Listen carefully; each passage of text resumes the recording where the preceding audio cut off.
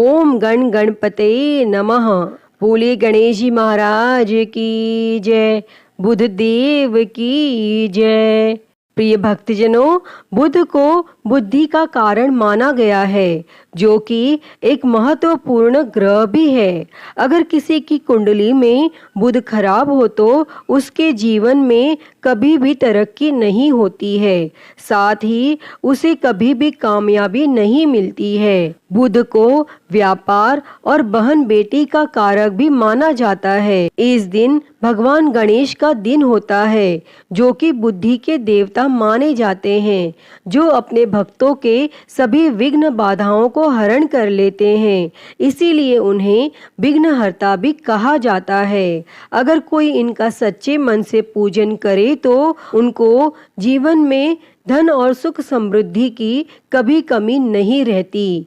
और भगवान गणेश, जिन्हें विघ्नहर्ता भी कहते हैं, उनकी पूजा अर्चना करने से जीवन के सभी दुख दूर हो जाते हैं। और इस दिन व्रत रखने का भी विधान है।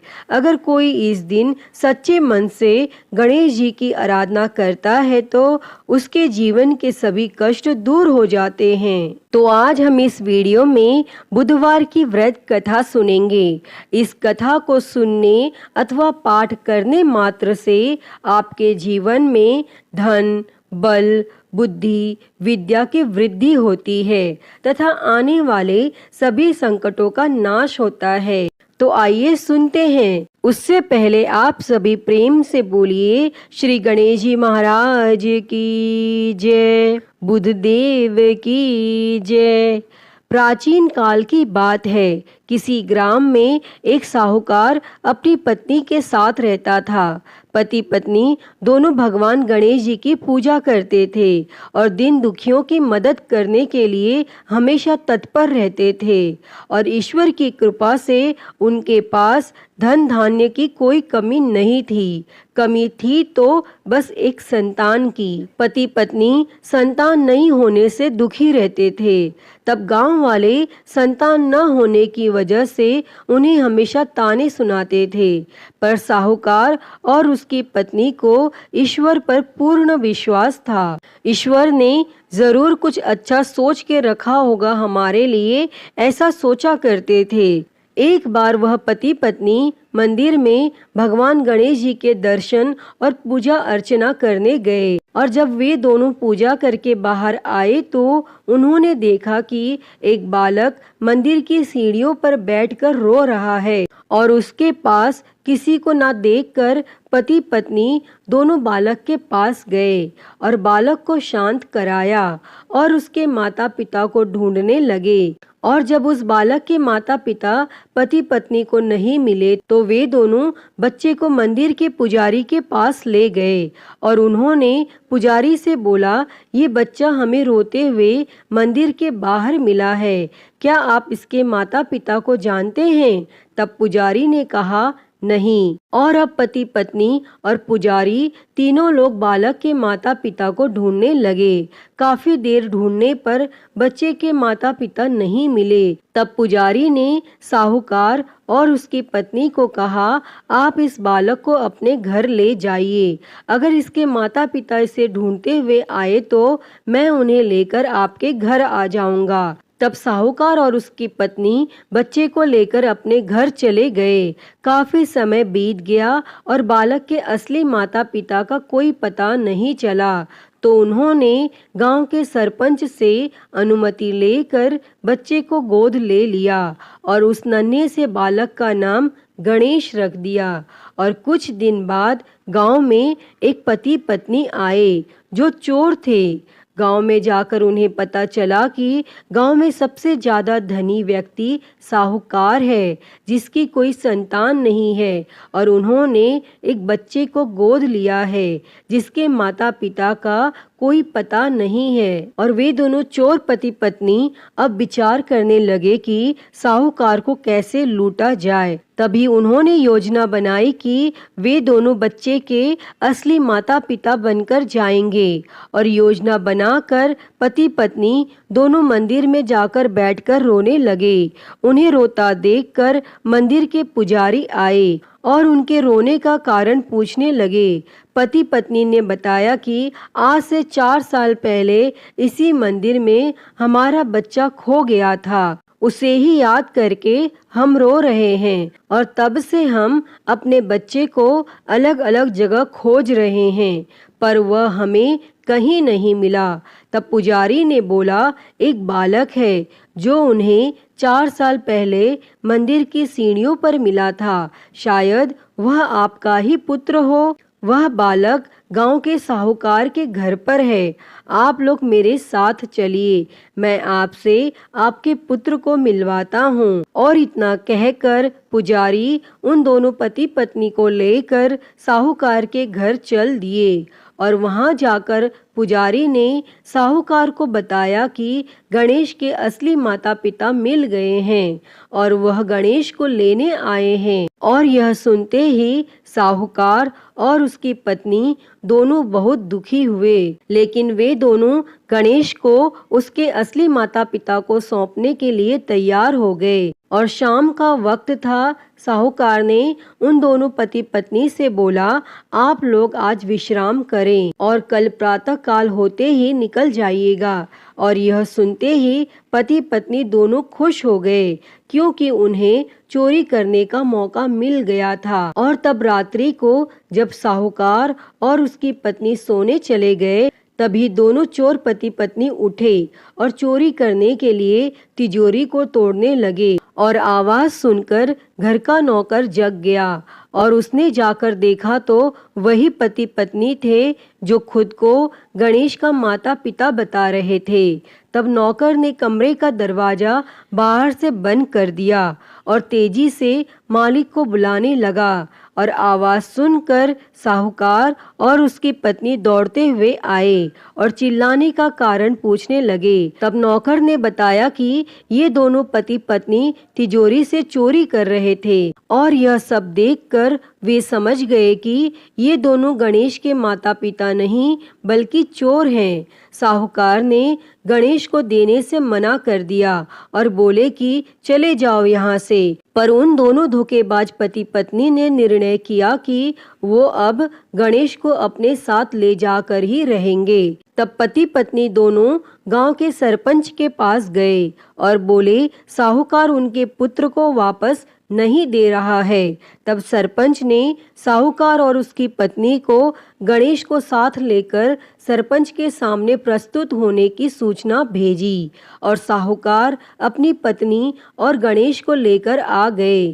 तब सरपंच ने भी फैसला किया कि साहूकार की पत्नी तथा दूसरी औरत जो गणेश को अपना पुत्र बोल रही थी, उन्हें सूर्य देवता के सामने अपना आंचल फैला के खड़े हो जाना है और जिसके भी आंचल से गणेश के मुंह में दूध जाएगा, गणेश उसका पुत्र कहलाएगा। तब दोनों औरतें अपना आंचल सूर्य देवता के सामने फैला के खड़ी हो गई और प्रार्थना करने लगी। तब भगवान गणेश जी के आशीर्वाद से साहूकार की पत्नी के आंचल से दूध की धारा गणेश के मुंह में आ गई और यह देखकर साहूकार और उसकी पत्नी बहुत खुश हुए और सरपंच ने गणेश को साहूकार को सौंप दिया और वहां खड़े सभी लोग भगवान गणेश जी की जय जयकार करने लगे। अतः हे गणेश भगवान जी, जैसी कृपा आपने साहूकार और उसकी पत्नी पर की, वैसी ही कृपा इस कथा को कहते, सुनते और हुंकारा भरते सब पर करना। तो सभी प्रेम से बोलिए, गणेश जी महाराज की जय, गणपति बाप्पा मोरया। तो आइए सुनते हैं बुधवार व्रत की एक और कथा। उससे पहले आप सभी प्रेम से बोलिए, श्री गणेश जी महाराज की जय, बुधदेव की जय। प्राचीन काल की बात है। समतापुर नगर में मधुसूदन नामक एक व्यक्ति रहता था। वह बहुत धनवान था। मधुसूदन का विवाह बलरामपुर नगर की एक सुंदर लड़की संगीता के साथ हुआ था।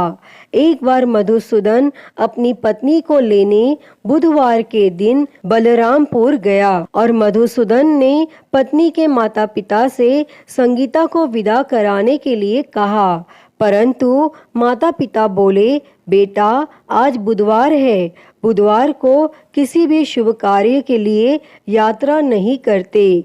लेकिन मधुसूदन नहीं माना और उसने ऐसे शुभ अशुभ की बातों को न मानने की बात कही। तब संगीता के माता पिता ने मजबूरी में अपनी बेटी की विदाई की और दोनों ने बैलगाड़ी से यात्रा प्रारंभ की और 2 कोस की यात्रा के बाद उसकी गाड़ी का एक पहिया टूट गया और वहां से दोनों ने पैदल की यात्रा शुरू की।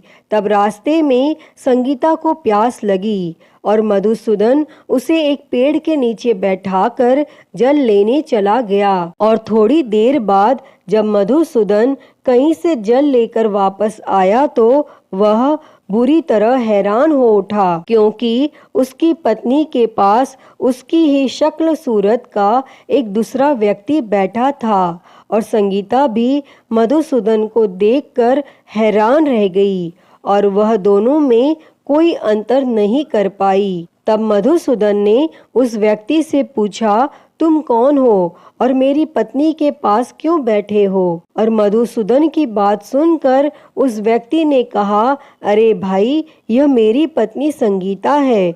मैं अपनी पत्नी को ससुराल से विदा करा कर लाया हूँ, लेकिन तुम कौन हो जो मुझसे ऐसा प्रश्न कर रहे हो? और यह सुन मधुसूदन ने कहा, तुम जरूर कोई चोर या ठग हो। यह मेरी पत्नी संगीता है, मैं इसे पेड़ के नीचे बैठाकर जल लेने गया था। तब इस पर उस व्यक्ति ने कहा, अरे भाई, झूठ तो तुम बोल रहे हो। संगीता को प्यास लगने पर जल लेने तो मैं गया था।